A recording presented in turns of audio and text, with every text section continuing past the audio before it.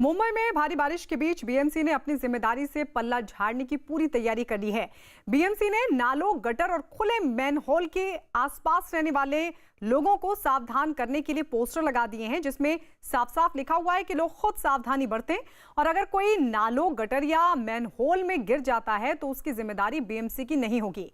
आपको बता दें, पिछले साल एक बच्चे के नाले में बह जाने के बाद बीएमसी पर सवाल उठे थे, जिसके बाद इस बार भी बीएमसी ने सीख नहीं ली और जिम्मेदारी से बचने की कोशिश में शहर में पोस्टर्स लगा दिए हैं।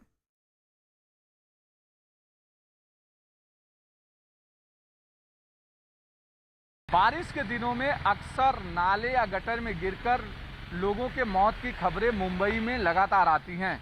इस बात को देखते हुए बीएमसी ने इस बार अपने ऊपर लग रहे आरोपों से पल्ला झाड़ने की कोशिश की है। इस तरीके के बैनर बीएमसी ने अलग अलग जगहों पर लगाए हैं, जहां पर बैनर में लिखा गया है कि परिवार वालों को खुद छोटे बच्चों की, अंधे व्यक्तियों की और दिव्यांग लोगों की सुरक्षा और उनका ध्यान रखना पड़ेगा, क्योंकि नाले में गिरकर अगर किसी भी तरीके से कोई घटना होती है तो इस लापरवाही के लिए बीएमसी जिम्मेदार नहीं होगी। ये वही जगह है जहां पर पिछले साल एक बच्चे की नाले में गिरने के बाद मौत हो गई थी। ये नाला इसके पीछे आपको दिखाई पड़ रहा है और इस तरीके से तमाम जगहों पर बीएमसी ने बैनर लगाए हैं। यानी साफ है कि बीएमसी की कोशिश है कि जिस तरीके की घटनाएं होती है उसमें सबसे पहले बीएमसी के ऊपर आरोप लगते हैं और इस बार बीएमसी ने इस तरीके के आरोपों से खुद पल्ला झाड़ने के लिए बैनर अलग अलग जगहों पर लगाए हैं। कैमरामैन अयाज के साथ अभिषेक पांडे, मुंबई न्यूज़ 18 इंडिया।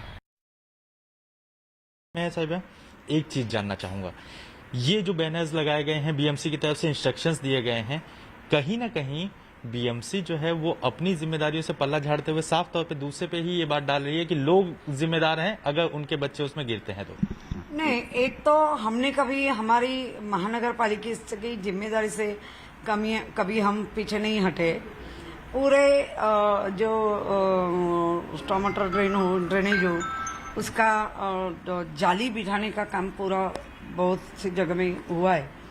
बहुत से जगह में ऐसे भी हमें देखने को मिला है कि जाली निकाल देते, वो बस बिठाई हुई भी जाली निकालते और वापस बिठाते नहीं है।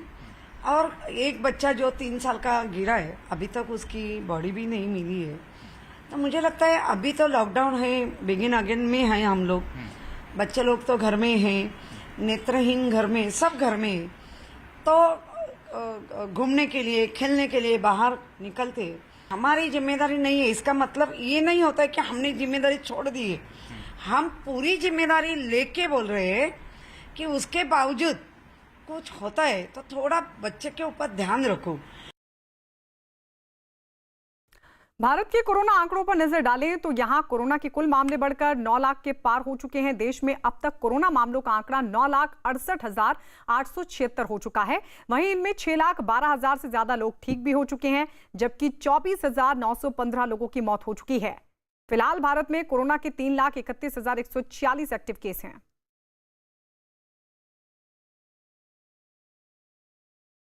देश के ज्यादातर राज्य कोरोना वायरस से जूझ रहे हैं, लेकिन इनमें से कुछ राज्य ऐसे हैं जहां कोरोना की चपेट में आने वाले मरीजों की तादाद लगातार बढ़ रही है और वहां कोरोना के मरीज भी बहुत ज्यादा हैं। सबसे खराब हालात महाराष्ट्र में है, जहां पर कोरोना मरीजों की जो संख्या है वो लगातार बढ़ रही है और मरीजों की तादाद 2,75,000 के पार जा पहुंची है। कोरोना मरीजों की संख्या के मामले में दूसरे नंबर पर तमिलनाडु है, जहां कोरोना के कुल मामलों की संख्या 1,51,000 के पार पहुंच गई है। कोरोना से जूझ रहे राज्यों में दिल्ली नंबर 3 पर है, जहां पर कोरोना के मामले 1,17,000 के करीब पहुंच गए हैं।